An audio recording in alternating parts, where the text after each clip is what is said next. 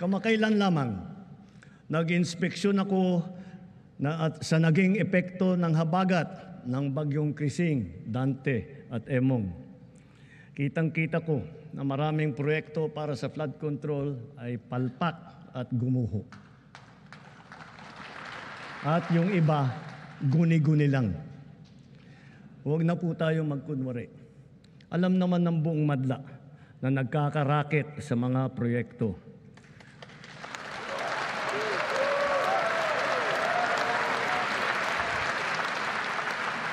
Mga kickback, mga initiative, errata, SOP, for the boys. Kaya sa mga nakikipagsabwatan upang kunin ang pondo ng bayan at nakawin ang kinabukasan ng ating mga mamamayan, mahiya naman kayo sa inyong kapwa Pilipino.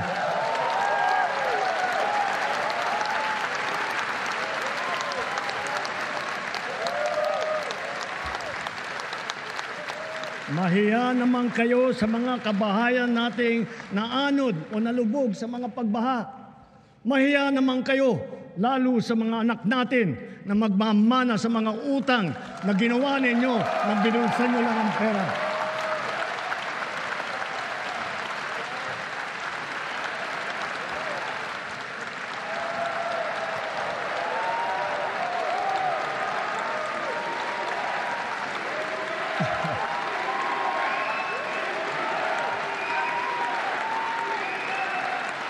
Para hindi na maulit, so that this will not happen again.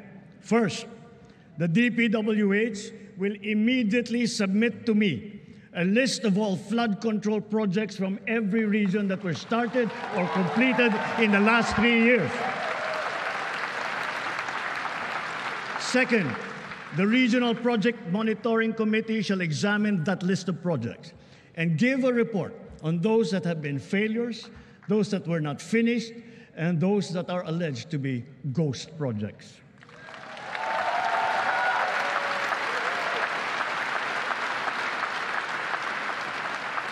And third, we will publish this list.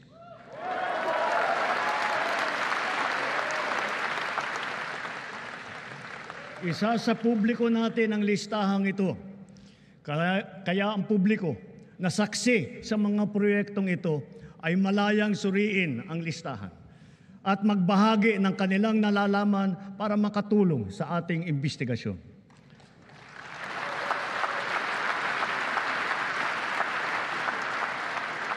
At the same time, there will be an audit and performance review regarding these projects to check, to make sure, and to know how your money was spent.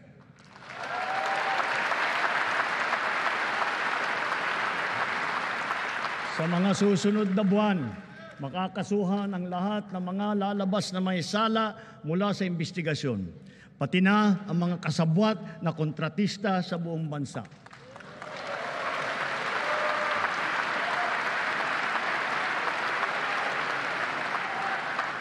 Kailangan malaman ng taong bayan ang buong katotohanan.